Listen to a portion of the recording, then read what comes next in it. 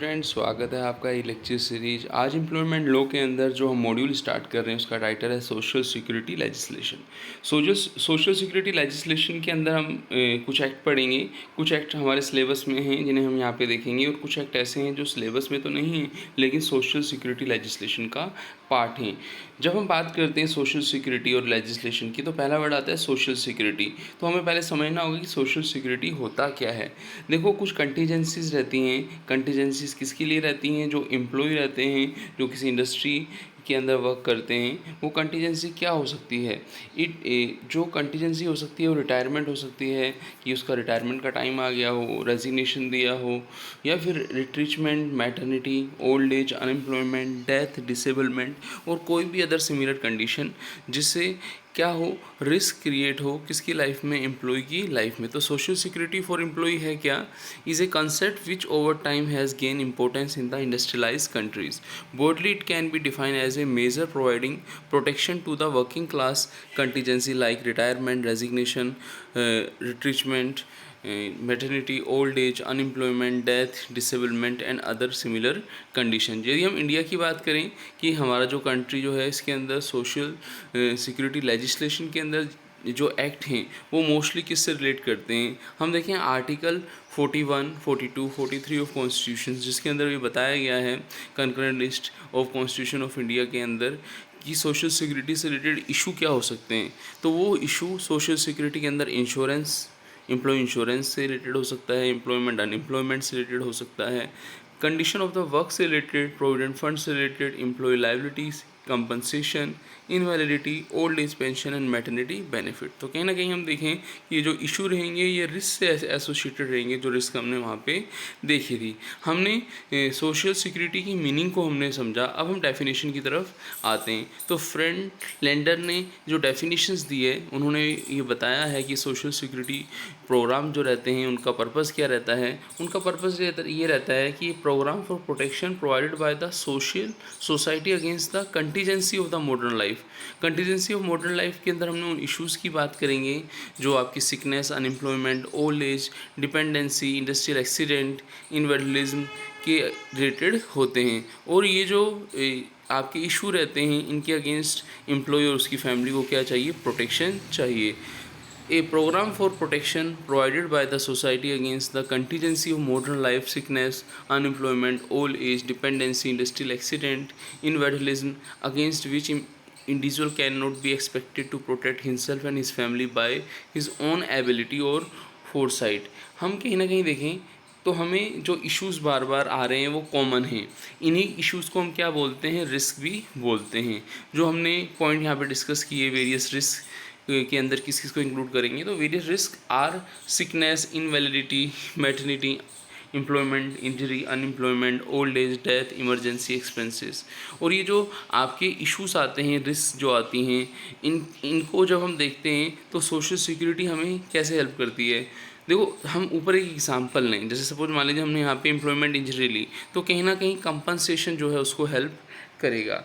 हम कहीं ना कहीं देखें कि जो एम्प्लॉय है उसको रिट्रीच किया गया है जॉब से, तो कहीं ना कहीं रिस्टोरेशन उससे क्या करेगा? हेल्प करेगा। तो ये जो हम ऑब्जेक्टिव ऑफ सोशल सिक्योरिटी की बात करते हैं, तो the purpose of all security measures in three fold, may be compensation, may be restoration, may be preventions. कभी कभी ऐसा रहता है, देखो, कि आप किसी चीज़ को रिप्लेस तो नहीं कर सकते लेकिन आप उसको कंपनसेट कर सकते हो, ठीक है ना। ऐसे आप किसी चीज़ को कंपनसेट तो नहीं कर सकते, क्योंकि कंपनसेट के लिए हो सकता है कि एक पार्टी के लिए, एम्प्लॉयर के लिए नुकसान हो, तो आप रिस्टोरेशन कर सकते हो। और ये चीज़ें कंपनसेशन और रिस्टोरेशन के साथ साथ हमें कभी कभी प्रिवेंशंस भी करना होता है। तो ये होते क्या हैं? कंपनसेशन क्या होता है? Compensation provide income securities based upon the idea that during spell of the risk the individual और his family should not be subjected to a double calamity involving both destitution and loss of health, limb and life or work। तो compensation इस case में हो सकता है जब employee या उसकी फैमिली क्या हो, लॉस हो हेल्थ का, लाइफ का, तब वो कंपनसेशन दिया जाता है। रिस्टोरेशन की यदि हम बात करें कि हम रिस्टोरेशन के अंदर हम क्या करते हैं, हो सकता है कि हमने उसको पहले जॉब से ट्रीच किया हो तो हम उसको री एम्प्लॉयड कर देंगे, तो ये आपका हैबिलिटेशन के अंदर आता है। फिर आता है प्रिवेंशन की यदि हम बात करें कि हम एम्प्लॉई का जो वर्क एनवायरनमेंट है, due to sickness, due to unemployment, due to invalidity, जो भी हमने रीज़न ऊपर पढ़े कि जो हमारे रिसोर्सेज जो हैं वो जो अवॉइडेबल डिजीज़ेज़ हैं, आइडियलनेस है, कहीं ना कहीं हम देखें अदर रीज़न हो सकते हैं। आपने पढ़ा भी होगा कि जो ऑर्गेनाइजेशन रहता है वहाँ आपका लेबर आइडल टाइम वेरिएंस रहता था, वहाँ रीज़न होते थे कि कभी एम्प्लॉई वर्क पे नहीं आया due to sickness, employee absent है तो उसकी कॉस्ट भी रहती थी। तो ये चीज़ें ना हों, आपकी एब्सेंटिज्म कम हो, एम्प्लॉय टर्नओवर भी अच्छा हो, तो कहीं ना कहीं हमें प्रिवेंशन उसमें क्या करता है, हेल्प करता है। अभी जो हमने पीछे पॉइंट डिस्कस किए उन सभी पॉइंट से अब हम मेन ऑब्जेक्टिव निकाल लेते हैं कि जो हमारा ये जो सोशल सिक्योरिटी लेजिस्लेशन था उसका पर्पस क्या था। To increase the productivity of the industrial worker, to improve the health and control sickness of the industrial worker, to prevent occupational diseases and take the remedial measures।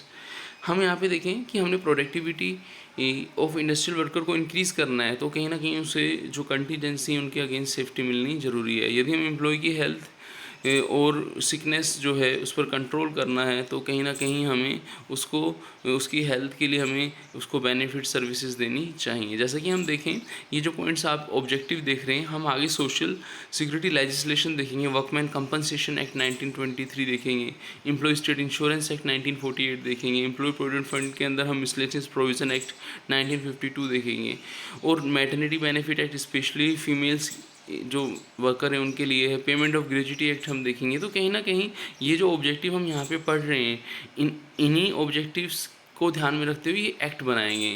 To remove the mental and physical hazards, to prevent the industrial accidents, to take care of the old age and other consequences resulting therefrom, to ensure various legislation are implemented properly। तो कहीं ना कहीं देखिए हम ये main objective है जो हमें क्या करते हैं, हेल्प करते हैं। एक वर्ड आपने पहले पढ़ा भी होगा कि जब हम DPSP की बात करते हैं, directive principle of the state policy, जो कॉन्स्टिट्यूशन ऑफ इंडिया के अंदर है उसमें बताया गया है कि कोई भी एम्प्लॉयर है उसको एम्प्लॉय की सिक्योरिटी देना बहुत ज़रूरी है। वो उसके लिए हो सकता है कि एम्प्लॉयर भी कंट्रीब्यूट करे, सोशल सिक्योरिटी के लिए एम्प्लॉय भी कंट्रीब्यूट करे। इन एक्ट को हम आगे आने वाले लेक्चर के अंदर डिटेल में समझेंगे। हम यहाँ पे देखें तो एक तो रहता है कि आप खाली एम्प्लॉयर कंट्रीब्यूशन कर रहा है, एम्प्लॉय कंट्रीब्यूशन कर रहा है, और एक रहता है कि खाली एम्प्लॉय ही कंट्रीब्यूशन करे। तो यहाँ पे ये बोला गया है कि यदि एम्प्लॉय की अलग अलग एक्ट के अंदर ये कंडीशन रहेंगी, उसकी सैलरी लिमिट इतनी है तो उसको इतना कंट्रीब्यूट करना है। While protecting entitlement accrue to the employees, the responsibility for compliance largely rests with the employer। Employees Provident Fund and Miscellaneous Provision Act 1952 is a welfare legislation enacted for the purpose of instituting provident fund, pension fund, deposit link insurance fund for employee working in the factories and other establishment। कि हम यहाँ पे देखें कि जैसे provident fund से related act रहा 1952, इसके अलावा एम्प्लॉई कि प्रोविडेंट फंड के साथ पेंशन फंड की हम बात करें, इंश्योरेंस फंड की हम बात करें, तो कहीं ना कहीं हम देखें कि एम्प्लॉय जो फैक्ट्रीज़ के अंदर वर्क कर रहे हैं उनके लिए इन एक्ट का इम्प्लीमेंटेशन होना ज़रूरी है। कहीं कहीं क्या होता है, एक्ट बना तो दिए जाते हैं लेकिन वो फॉलो नहीं किए जाते, या फिर डॉक्यूमेंट्स पे ही वो एक्ट क्या करते हैं, वर्क करते हैं।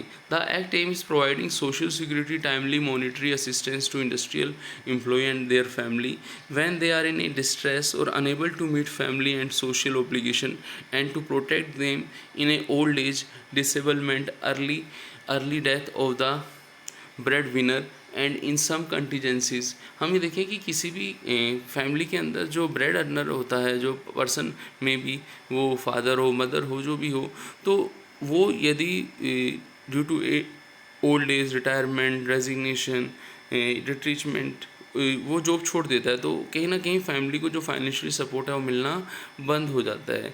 तो ये जो सोशल सिक्योरिटी के अंदर जो हमने एक्ट जो देखे थे, इन सब का पर्पज़ ही क्या है कि ऐसी सिचुएशन में, ऐसी एडवर्स सिचुएशन में जो फैमिली है उसको सपोर्ट करना, एम्प्लॉय को क्या करना, सपोर्ट करना। इसीलिए इंडिया के अंदर ये जो एक्ट हैं इनको ऑप्शनल नहीं रखा गया है, ये कंपलसरी क्या होते हैं, कंपलसरी फॉलो किए जाते हैं, और इनके प्रोविजंस जो रहते हैं वो टाइम टू टाइम चेक भी किए जाते हैं कि एक स्पेसिफाइड ईयर के अंदर वो जो लिमिट्स जो रखी गई थी, यदि ऑर्गेनाइजेशन उसके अंदर आ रहा था तो उसने उस एक्ट को लागू किया या फिर नहीं किया।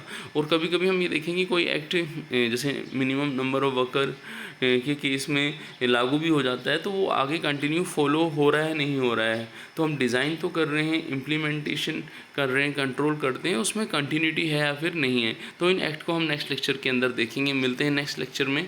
थैंक्स।